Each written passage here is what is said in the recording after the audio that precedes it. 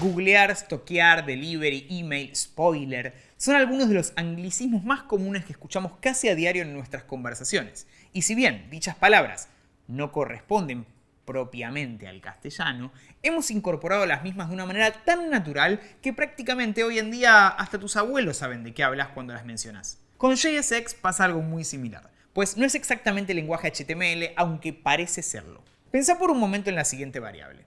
Como lo podés ver, si mirás con un poco más de atención, la misma no tiene asignado como valor un string, ni un número, ni un booleano, ni nada por el estilo, ¿no?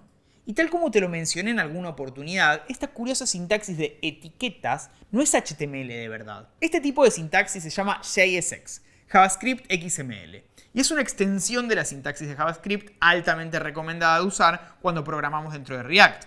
Cuando usamos JSX podemos generar componentes de React con una similitud muy cercana al lenguaje HTML. Por eso es que nos resulta tan familiar. Si lo miramos muy por encima y sin tanto detenimiento, cualquier distraído podría afirmar que efectivamente es HTML. Bueno, pero ¿por qué JSX? Bien, esto sucede dado a que React acepta el hecho de que la lógica de renderización de componentes está intrínsecamente unida a la lógica de la interfaz de usuario. Como por ejemplo cuando se dispara un evento, cuando cambia el contenido del componente o cuando se preparan los datos para su visualización. En lugar de separar artificialmente tecnologías poniendo la estructura HTML y la lógica JS en archivos separados, React genera esas porciones de contenido aislado llamadas componentes que contienen ambas, unificando las mismas gracias a JSX. Usar JSX resulta bastante útil como ayuda visual cuando trabajamos con componentes, pues si tenés cierta facilidad con el lenguaje HTML, seguramente no te debería ser tan difícil de familiarizarte con JSX. Entonces, ¿cómo se usa JSX? Bueno, usar JSX es bastante simple, pero al principio demanda de bastante atención de tu parte para que no confundas los lenguajes, pues recordá, por más que se parezca a HTML, no lo es.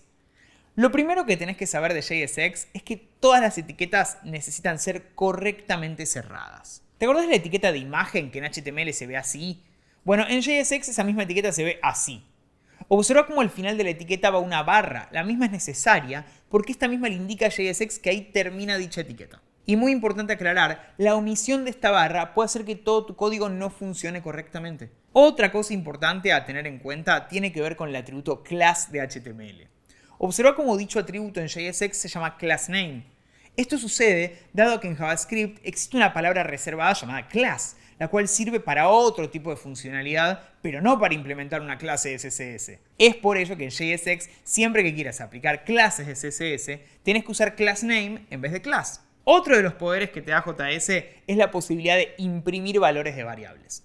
Pensá por un momento que tenés la variable nombre con el valor Diana como string y que deseas imprimir dicha variable dentro del componente. Para lograr esto, tan solo tendrás que envolver el nombre de la variable dentro de un par de llaves, en cualquier lugar dentro del return del componente. Algo así. Pero la cosa no termina ahí, porque el potencial de las llaves va mucho más allá de solo la impresión de valores de variables, ya que las mismas te permiten escribir dentro sentencias completas de JavaScript, como un if o un map, por ejemplo. ¿Te animás a predecir cuál sería el resultado de este código? Si te lo imaginaste, el resultado visual sería algo así. Para finalizar, es importante que tengas en cuenta que dentro de JSX no podés usar ciclos de tipo for o for each. Por lo tanto, tendrás que usar los métodos map, filter y reduce si lo que querés hacer es iterar sobre un array o imprimir su contenido. Sin más que agregar por el momento, vayamos entonces a unos cuantos ejemplos en código para dejar esto completamente claro.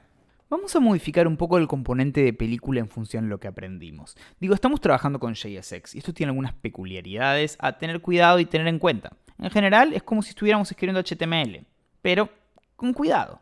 Uno de los errores más comunes es ponerle class a los elementos. Class, Sarasa, y si probamos esto, bueno, no va a andar bien.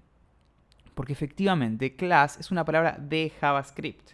No nos tira un error, pero no va a ser lo que queremos. En este caso tenemos que recordar acá usar className. Esto después React, a través de todos sus empacatadores, Webpack, Babel y todo su ecosistema, se va a encargar de que finalmente esto en verdad trabaje con class y no con className. Pero son cuidados y detalles a tener en cuenta. Entonces, JSX tiene sus peculiaridades a tener cuidado. Pero también tiene la gran magia, que acabamos de ver, de que nos permite integrar JavaScript. Entonces yo podría tener una variable del rating. Y acá tener el rating correspondiente. Y si lo quiero imprimir, acá pongo el rating entre llaves. Obviamente esto va a reemplazar este espacio por la variable que hayamos definido. ¿Lo probamos? Si lo probamos, encontramos que la película ahora, el rating fue reemplazado por una variable.